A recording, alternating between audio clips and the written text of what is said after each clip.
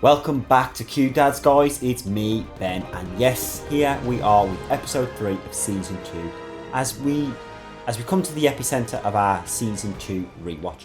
So don't forget to hit that subscribe button, as it really does help the channel to grow. And head over to the channel if you haven't already and catch up on my season 3 trailer breakdown, where I try and predict some of the things that are going to be happening in Foundation season 3. And do you know what? Let's waste no time today and let's just dive straight in. As always, guys, no book spoilers. We do cover this from a TV show perspective only. So the show opens up with the beggar heading to Una's world, which is where Harry has redirected the course of the ship as he was told to do so from the Prime Radiant. And Una's world is, of course, an imperial mining site, or at least was 3,000 years ago, until all the resources essentially dried up and then the machines turned on humanity until there was nothing left. And essentially now they lie dormant. We then see the name again, Hober Mallow, as Terminus kind of goes through a little bit of panic. They discuss what to do with Hober Mallow and whether he's a potential threat or a warning from the vault itself. And it actually turns out that Hober Mallow was trained for the church and obviously found the passion of selling some of the ancient relics across the galaxy.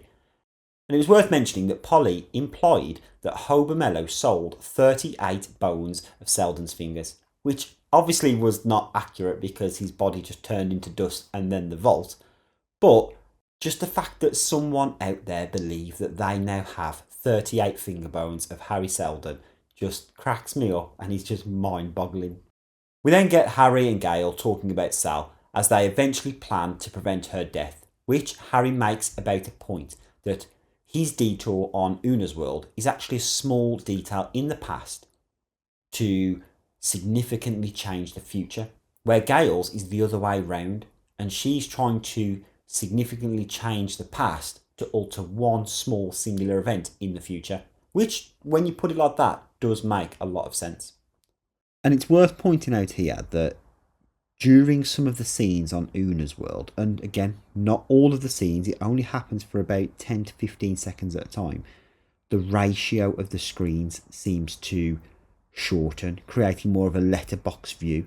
Now, this is commonly done for wider shots in movies and stuff, but the fact that they only have it for just a couple of scenes whilst on Una's world, I just don't get why they've done it. But it happened throughout this episode, and I think they've done it on a couple of other shots in previous episodes as well, from what I've noticed. When Gale sometimes steps out of a ship, it shortens to that aspect again. But why? What's the purpose of just these singular shots throughout an episode being shortened to a letterbox view? I don't know. Let me know your thoughts, what you think. Is there a reason to this, or are they just trying something fancy with a different camera at the time? Let me know. And of course, they then come up on the cave in the mountain, where ultimately the wall opens and reveals Calais, or a version of her that seems quite human. And instantly, Harry goes inside, the door shuts, and there's not much explanation to any of this. But it's worth mentioning here that when Gale asked Calais how she is alive, Calais answers the question by saying that we'll have that conversation in the future. Meaning that actually, does the Prime Radiant know Gale's plan and know that this conversation is essentially going to come up again? Of course, implying that this Calais, or whatever this version is somehow connected to the Radiant.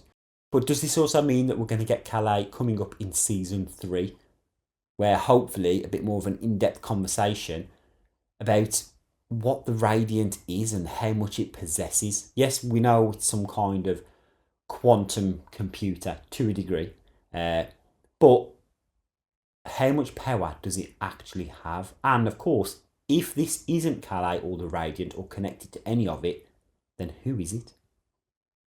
Demoiselle heads over to the Lepis penal colony and of course reaches out to Belrios. He obviously has a bit of a bite left back in him, and there's a few little gestures towards Empire, but it turns out that Empire did not execute his husband, as he was led to believe that happened 6 years ago. So actually, they still have Glaywin, but this also makes me question why Empire told this clear lie to Belrios about making them believe that their husband was dead. Now, if we cast our minds back to season 1 with Azura, when she was told that all of her family and descendants died, was that also an empty promise as well? And actually, is this another sign that although Empire may seem that he has all these powerful tools, actually he probably doesn't have as much power as we're led to believe? Or is it a long calculated game that Empire's playing? Keeping a few pieces aside in case he needs to play them a little bit later on. Who knows, but let me know your thoughts. Now we move over to one of the greatest scenes and characters that are going to be in Foundation, for me personally anyway. Now we're on the planet Corel, where we finally meet Hoba, who is trying to trade with the king. And of course this is all around his quantum entanglement bracelet, which of course turns out just to be the node within the bracelet itself. And that's what contains the entanglement process, shall we say. So we all know that Hoba is of course a bit of a liar, but I don't think that he was joking about the way that this worked and that it connects to the bioelectric field within the human body to transfer that data. I think there is some truth to that. But of course he swaps places with the king and steals the Eye of Corel, which again is just a bit of a diamond, so there's no real significance other than a high value that he could probably sell somewhere. We then step away from Hoba as we go back to Belrios, and they're having a conversation here with Day about Harry Seldon and the plan to stop Terminus. Now, he asks to speak privately here, which, insinuates that although he's been through a lot, he's still valued and of course respected as well, to not disobey Empire, which I think shows a lot about the character. But of course, we then get Bell and Glaywin reunite in this very emotional scene. It's very slow, there's limited words that are said, and it just shows you the connection between these two characters. And even though they're finally reunited and still under the control of Empire, but I must point out here that as emotional as this scene was, and it was great to see, I just couldn't stop thinking about how Glaywin is such a talented barber. Taking Bell's look from despair to an accomplished pilot, it blew my mind. But of course, they both team up, head onto a ship and have a bit of a conversation about Empire, and that essentially they'll do anything at all costs, no matter the danger. And then we step aboard Destiny, which I believe is the 20th Fleet ship, so let me know if I am wrong on that. But it was nice to see a spacer, who again in here goes by the name of She Bends Light. And of course, they're now set a target to go and unravel the mystery behind Terminus and put an end to the threat against Empire.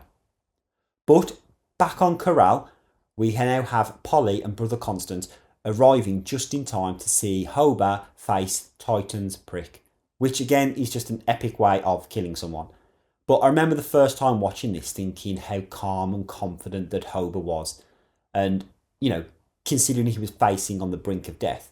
But obviously watching this a second time round, I already know what's going to happen. So it's nice then. I appreciate the calculated plan a lot more. And this is where we find out, of course, that it was just the node and he uses it again to switch places. And then absolutely takes the spirit with Polly and Brother Constant and finally getting aboard. And again, we get another shot of Becky, which again is always good to see. Every time we see her, I'm just going to point her out. And then ultimately we end the episode with Sal and Gale trying to escape on the beggar as he falls through the cracks of this thin surface, where we get to see these dormant machines that have now woken and are heading for Harry, who looks to be alive on the hand of God. Now yes, I'm calling it the hand of God, which for me symbolises something about rebirth, and it's really worth pointing out.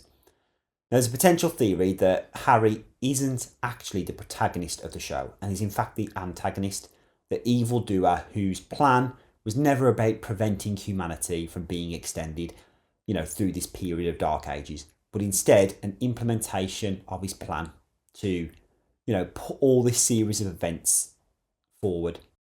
But the reason why I kind of add to this bit of a wild theory is because if you look at this new rebirthed Harry, Harry 2.0 as I'm going to call him, he's on the left hand.